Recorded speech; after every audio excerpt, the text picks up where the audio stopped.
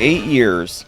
It's been almost 8 years since the release of the Spyro Reignited trilogy, when Toys for Bob brought one of my very first video games, Spyro Year of the Dragon, to modern platforms, and looking the best it ever has. Yes, I know it's the most flawed of the package, but I do not care. Even with my own gripes and nitpicks about this version of the game, I still enjoy it as much as the original. It's partially because of Spyro why I have a passion for video games as a whole. Like, when I think of video games, Spyro is usually one of the first ones to come to mind, seeing as Spyro 3 was one of the first 4 video games I ever owned, next to Taiwan, Crash Wrath of Cortex, and SpongeBob Revenge of the Flying Dutchman. And Spyro 3 was the one I spent the most time with, even if most of it was trying to beat the game in one go because I lacked a PS1 memory card, causing me to learn the game inside out. So many good memories were made with the Spyro series ever since.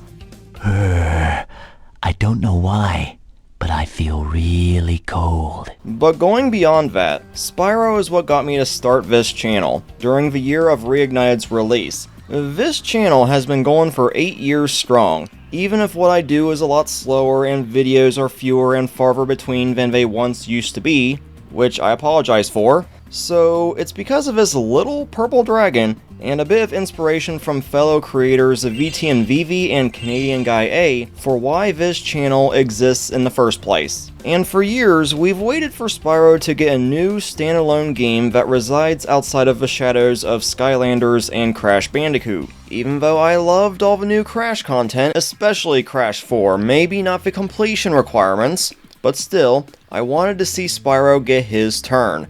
You know what they say, whatever happens with Crash, happens with Spyro. Well, one gets rebooted, the other gets rebooted. One gets remade, the other gets remade. One gets a new game, the other one gets a new game. Eventually, it only took 18 years after Spyro's last standalone game with Dawn of the Dragon, and after 8 years of a community screaming about it from Mount Everest and back, myself included, just a bit quieter than everyone else. But it's finally here! Announced during the most recent Xbox showcase, part of the most E3 feeling season for gaming we've had in a long time. In just over a week, we had Rayman, Tomb Raider, Spyro, Kingdom Hearts, Sonic, Splatoon, and loads of other big-name titles in such a short span of time. It really did feel like an old-fashioned E3. And Spyro playing a big part of that was also a big moment for the channel. So for those who've been here since the beginning, or came in after I kinda diverted away from Spyro content to focus more on PlayStation, Nicktoons, and Sonic, which by the way, I would really appreciate it if you guys go check out the Blaze the Cat video in the top right corner, after this video anyway. Thank you for being on this journey with me. It truly means a lot that you guys have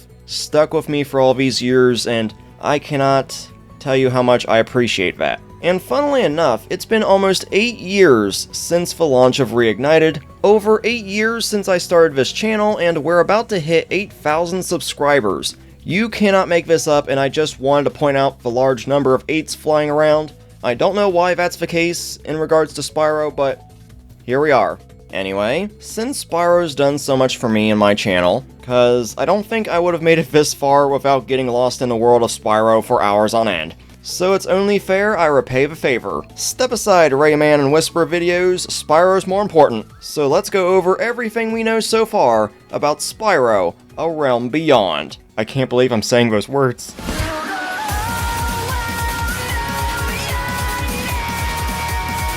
So we'll start with the small stuff, the title. Instead of going with a numbering system like Crash 4 did, this game is completely ditching it. Very interesting choice, but I'm still going to call it Spyro 4 nonetheless. Either that, or I'm going to keep slipping up and calling it a new realm. Does that happen to you guys? Just curious. This naming scheme keeps the game in line with pretty much every Spyro game not having a number attached to it, outside of Ripto's Rage. The new logo did take me by surprise though, in the same way Rift Apart did for Ratchet and Clank. It's a new, sleek logo that's very angular, and it has a gem for the center of the O. Very clever. In terms of a voice cast, we only have one confirmed member so far, and that is Tom Kenny. He is back as Spyro. That was confirmed right off the bat, and I'm so glad he came back for this. Hands down, my favorite Spyro voice. He apparently loves the franchise, and it did not take any convincing for him to come back to it. So that's pretty cool. As for the music, we don't know who's doing it yet. I'm kinda hoping Stuart Copeland does come back to it, after making a return to the series with Reignited. Dang. While this news is a bit disappointing for me and the rest of the fanbase, I'm sure the new composer will do a great job, bring something fresh to the table while still respecting Copeland's work on the series, to where it still feels like Spyro. Though there's one part that we did hear that kinda sounds similar to Kana, not gonna lie.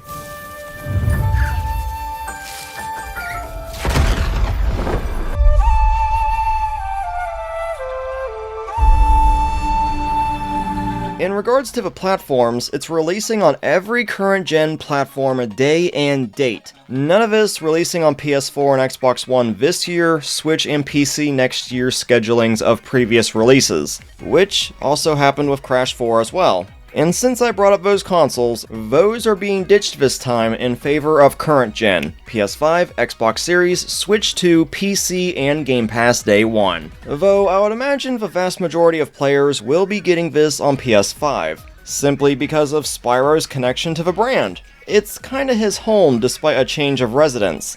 And I'm so glad I don't have to worry about him getting locked behind Xbox anymore. And I also imagine the Switch 2 version will see a large chunk of players for the handheld aspect.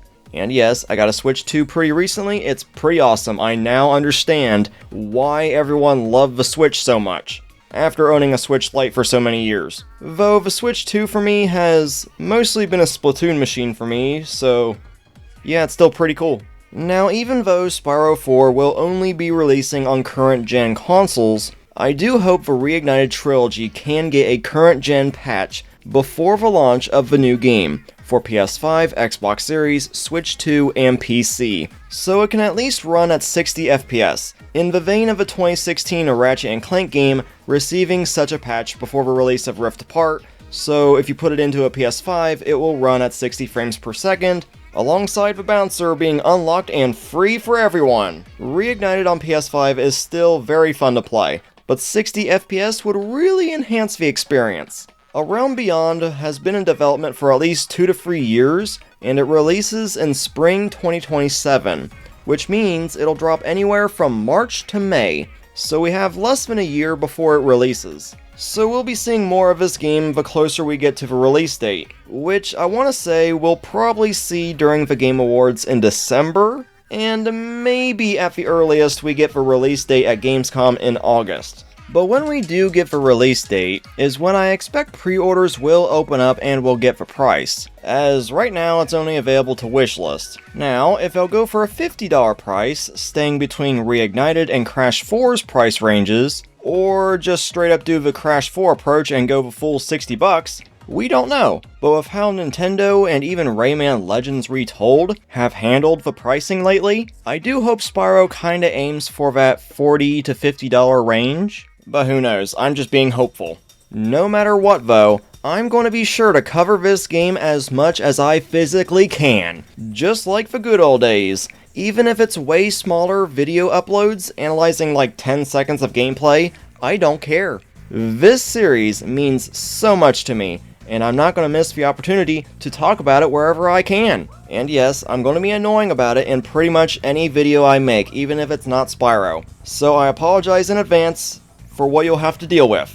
But yeah, if you want to stay up to date on all things Spyro, be sure to subscribe and hit that bell for all the latest Spyro happenings. I can't believe I get to say that after all these years with the assurance that there will be consistently more to talk about. And I'm looking forward to it. Okay. Let's move on to some good old-fashioned trailer breakdowns and impressions before we dive into all the other post-reveal information. Oh, I miss doing these types of videos. Let's do it. Oh, there's one more thing. Okay, before we officially start on the trailer breakdown, I do have to point out the insane view counts this trailer's gotten since reveal. In just over 24 hours, it amassed over 4.3 million views. And just over 48 hours later, it skyrocketed to 7 million views, and has since broke 16 million views by the end of its first week. surpassing not only the original Reignited reveal trailer over 7 times, but also the reveal trailer for the Crash Insane Trilogy and Crash 4. And the most recent trailers for the most anticipated upcoming, what I would call live-action movie games, during this Summer Game Fest period. Wolverine, Resident Evil, Tomb Raider, and LaFay, Spyro surpassed all of them in terms of view counts for the main trailer. Not counting reposts of the same trailers, but if we are, Spyro was the 5th best performing trailer out of everything that came out of SGF. From the main show, the State of Play, Xbox Showcase, and the Nintendo Direct. Nobody wants these types of games, huh? Then why do you think Astro Bot won Game of the Year in 2024? A game both Toys for Bob and the Rayman team made sure to shout out after both game reveals. Both even interacting on Twitter now, excuse me? It goes to show just how many people still care about Spyro, and just platformers in general, when all these realistic games were always more popular unless you were a Nintendo IP. Yes, there is the topic of ads making up a certain percentage of the views, but I ain't personally seen a single ad for the game yet, literally anywhere I use YouTube, on PlayStation, computer, anywhere, so who am I to say? I personally see this as a win regardless. But I won't deny that every year, there seems to be more desire for cartoony, whimsical games that favor style over cinematic realism, as well as live service and 100-hour open-world games, and people are becoming more accepting and preferring platformers, single-player, and/or unique, smaller-scale experiences. So, I'm going to take a moment to shout out Solar Ash, one of the best indie platformers I ever played. I've been trying to make a video about it for a couple years now, but unfortunately it keeps getting delayed. And additional shoutouts to Rayman Legends Retold, Splatoon Raiders, Kana's Scars of Cosmora, Bradley the Badger, Akimbot, and the recently released SpongeBob Titans of the Tide, that I did personally review on this channel if you want to go check it out. What do you mean it's coming to Switch 1? They're the types of games Toys for Bob agrees the world needs more of, and I'm right there with them. Astro Bot winning Game of the Year sent a message to the entire gaming industry. The message was clearly received, and I'm glad we're starting to see the ripple effects of it. So yeah, Spyro's making such a splash right now, and it's a glorious sight to behold. Though we'll see how it translates to sales numbers if Reignited's 11 million copies sold are anything to go by. This updated number came from Paul Yan himself via Games Radar Plus, by the way. So anyway, with that celebratory tangent out of the way, the trailer starts out with a CGI cinematic, which was over half the trailer, and I assume it will actually be in the game. Yeah, I immediately knew it was Spyro. It said Activision right before this, dang it. And also the purple text also kinda gave it away. At the same time though, this whole beginning portion reminded me of those initial Skylanders trailers, both in style and vibe, where the darkness encroaches on the land. And before you go screaming at me because I made a Skylanders comparison, bear in mind, Insomniac Games said ages ago, before Reignited was even a thing, that both series share the same aesthetics and vibes with each other. Heck, I even thought these birds, now known as parakeets, felt like they were straight out of Skylanders, and they still fit into Spyro just fine, so calm down, it's not a big deal. We then get a glimpse of a new villain and hear a bit of his laugh. Yeah, that's not Ripto. It's not a very good look at his design, but I believe he's wearing a cloak with spikes around the neck. Kinda like a Hat in Time Snatcher, but not quite like that. Some people are saying Cinder, but I don't know. The laugh doesn't match. Now the staff is clearly visible and contains a floating purple gem cluster within. But I want to focus on the hand. It's scaly looking, and once again, leans into the purple theming on the jewelry. Some people are bringing up the symbol for the Aether element from the Legend trilogy in regards to the colors and staff, but I'm still not sure I see it. Either that or I'm just too off the hook to notice. That was a Splatoon reference, by the way. Maybe not a deep cut, but okay, I'll stop. I've been stuck on this series, in a good way, for the past couple of months. Still am, despite all the Spyro news, and it shows. Anyway, I have a feeling I know who this guy is, and for general Spyro fans, he might seem a bit obscure, but for those who have been with the channel for a while, you know I put up a video about this very character 6 years ago, regarding him possibly being the villain of the next game, and that character is the Sorcerer, from the Nintendo DS title, Spyro Shadow Legacy, though probably with a reimagined design. But Blue, then why call him a new evil? Cause he's kinda obscure to the point a general Spyro fan, especially new ones with Reignited, wouldn't know who he is. And also, TFB has said this game will be chock full of legacy Spyro content for longtime fans, further increasing the chances of this being the Sorcerer, so we'll have to see if I get this right. And I probably won't be. Placing him earlier in the timeline could be another reason,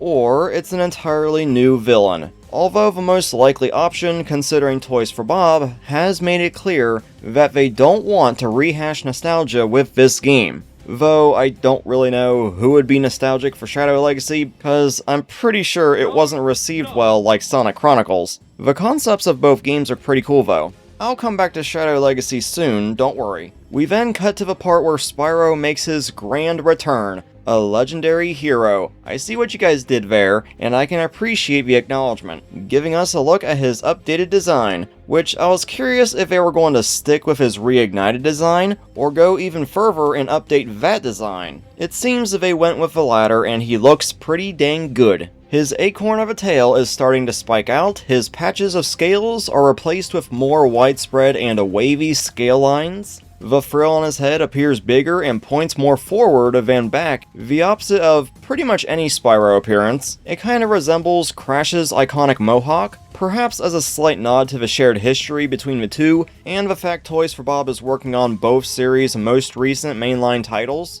I highly doubt it's a Skylanders Academy reference. Okay, calm down. The point is, the reason for these design updates comes down to the design philosophy behind Spyro Reignited. According to Paul Yan, studio head of Toys for Bob, over on Xbox Wire he had this to say. In Spyro A Realm Beyond, we are continuing the design decisions made in Reignited, but evolving him for a new set of problems that will require new skills. Visually, we've made some subtle changes to suggest he's grown since the last we saw him. Most notably, we've enhanced his wingspan so that he can be much more capable in flight. But this is absolutely the same Spyro you know and love.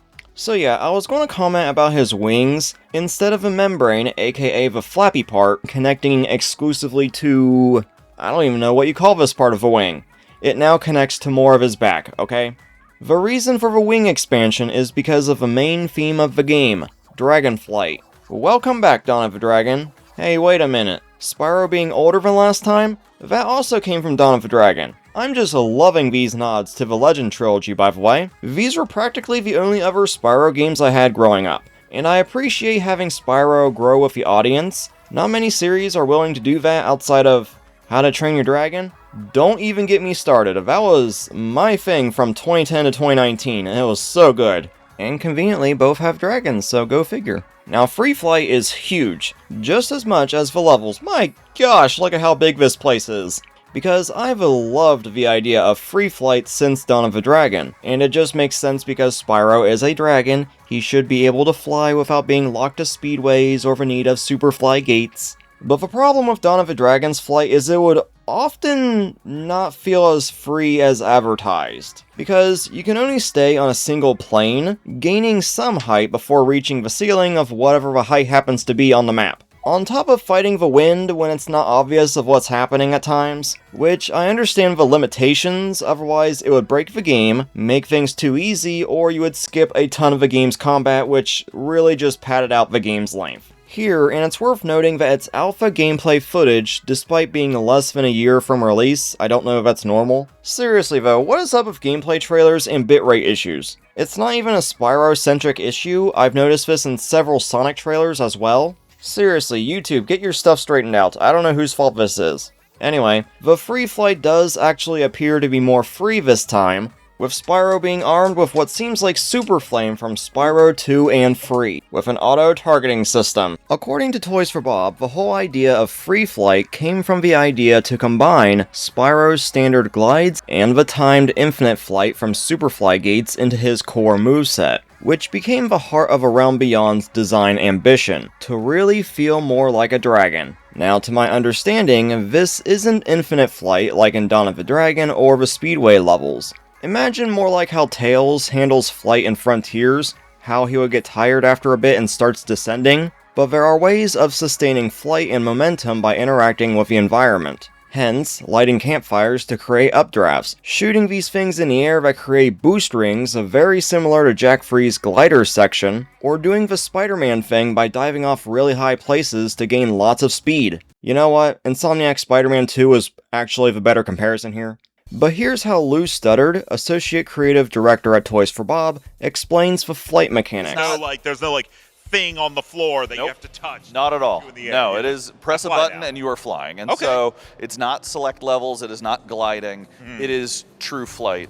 But one of the things that we're showing off in the gameplay portion is we want you interacting with the environment. Yeah. We want you diving down to catch speed, using your flame breath to ignite campfires to get lift before flapping your wings to sustain momentum and interacting with the world. So it is active, engaging flight as you're kind of traversing through this environment. Now, I've seen some people worried that with how big the levels are, combined with a new dragon flight, it would kinda negate any reason to stay on the ground and possibly break level design. And after playing Donkey Kong Bonanza, which I think the devs intended for you to do such things, I can fully see why there's concern. But that's why you have to interact with the environment if you want to stay airborne. It's super important for us that the player is able to say, look at that thing off in the distance, how do I get there? And then how do I leverage the environment around me and my abilities in order to do that?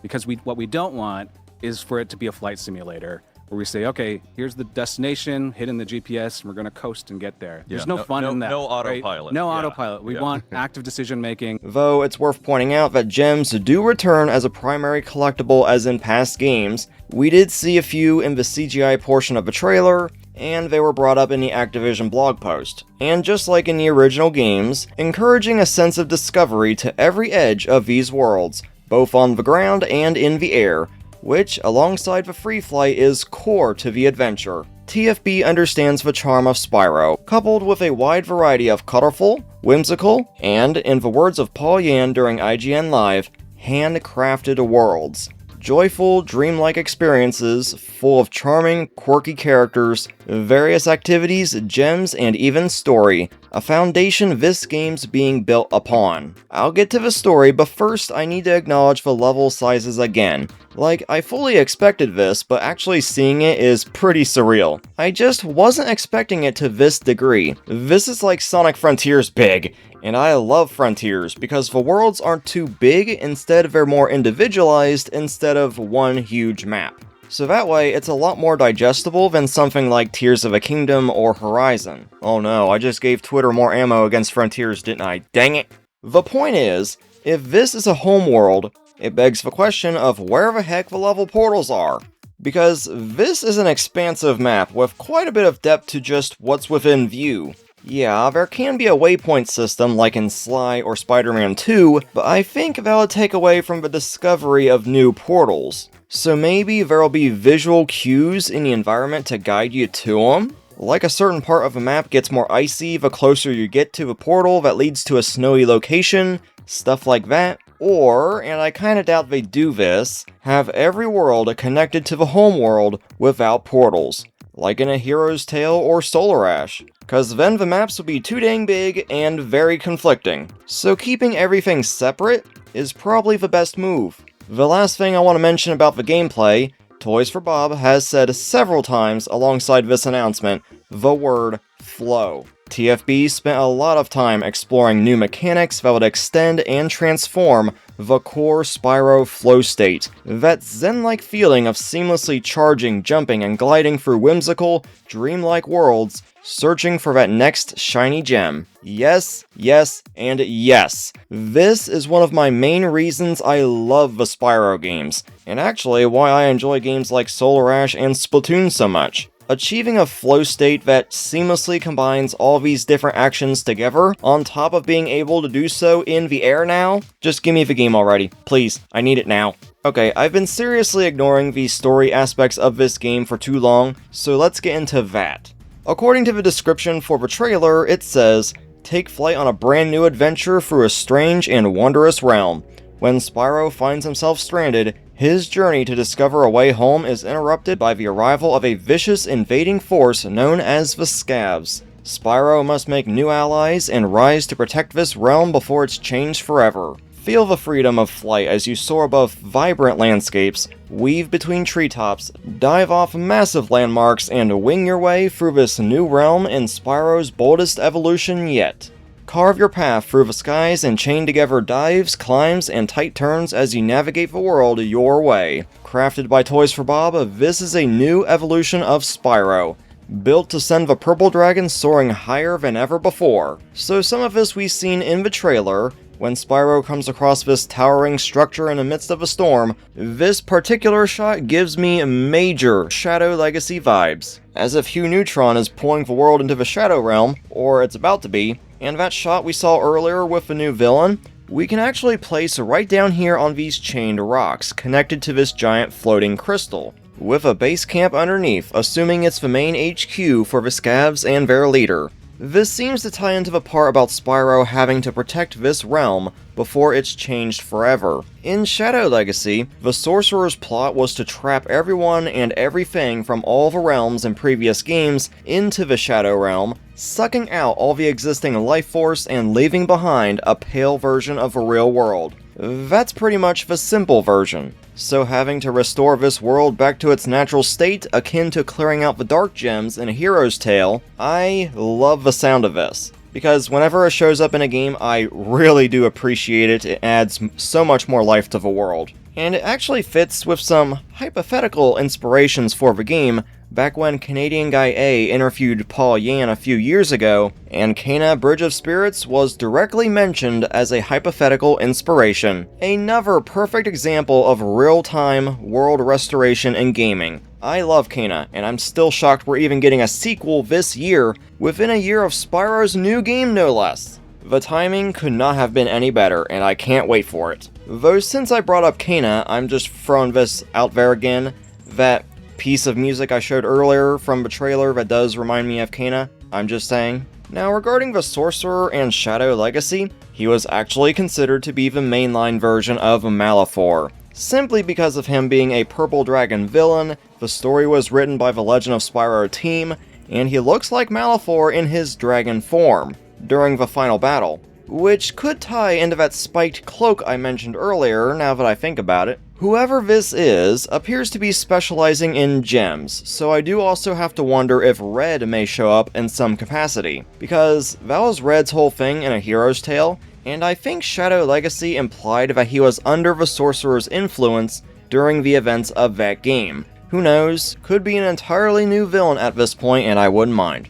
As for the part about Spyro making new allies, okay, where the heck is Sparks? He didn't appear a single time in this trailer. He's literally the health system, so where is he? Was Spyro literally on his final hit in that trailer? Did Sparks get captured? Do we have to find Sparks later? Who knows, I hope he's okay. But this tells me that we might not see any returning faces, barring Spyro, as disappointing as that might sound. So no Hunter, Alora, Sheila, the Dragon Elders, Moneybags. Okay, he's not exactly an ally most of the time, but still. Maybe he actually retired to Spooky Swamp to become a haiku poet like he said. It doesn't sound like we'll be getting any of them, though I would love to be proven wrong. But it does open up the door for Cynder to make her grand debut in the main timeline. And I would suggest having a few Skylanders make a few cameo NPC appearances, especially Flynn. I love Flynn. Can't get enough of that guy. The man, the myth, the boom. But I don't see that happening because during the recent Kinda Funny Games interview, it was basically confirmed that A Realm Beyond and Skylanders are set in completely different universes. I made a note about this earlier in the video, but I just wanted to say it out loud for those that didn't see it. But in regards to Cynder, I've been a huge advocate for her to be in the mainline canon for such a long time.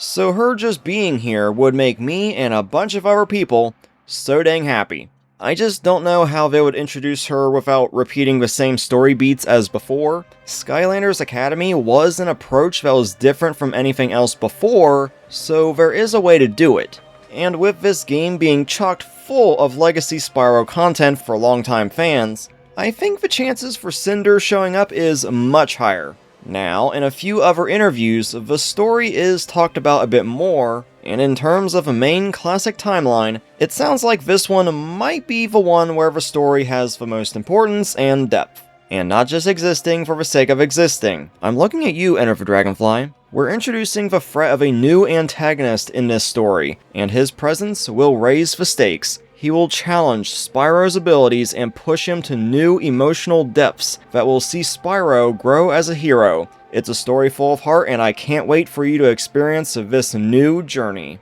This right here is super important. When it comes to Spyro games, at least in terms of the original trilogy, they were always more story-focused than the Crash games. That, combined with that flow state, I think is why I always gravitated towards Spyro more than Crash. Well, difficulty aside. And to see this Spyro, the one I grew up with, go through what he's about to in this game, without it going too dark like in the Legend trilogy to where it kinda loses what made the original special. Instead, serving as more of a delicate balance between the two trilogies. Something both groups of fans can appreciate. All this story is going to be special. Plus, I can see Cynder being introduced no problem because of how darker it seems to be. And I'm really trying to avoid more Sonic Frontiers comparisons, but that's basically what I imagine when it comes to balancing a lighthearted, heartfelt, and some more serious storytelling that won me over. I don't care what anyone says about Frontier's story,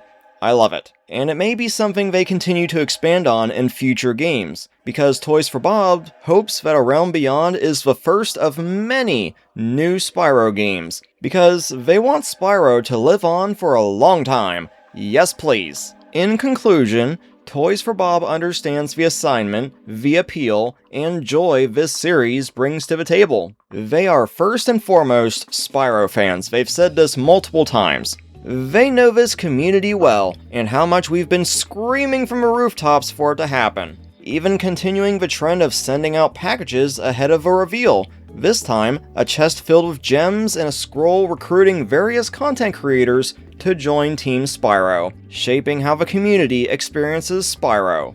And hey, Toys for Bob, I'm open to joining the team if you guys are looking for new members. Just saying, my email's open, so anytime's good. A review copy for the channel, if possible, would also be really appreciated. I'd be glad to do a review for it. And to wrap up this video, skateboarding has been deconfirmed.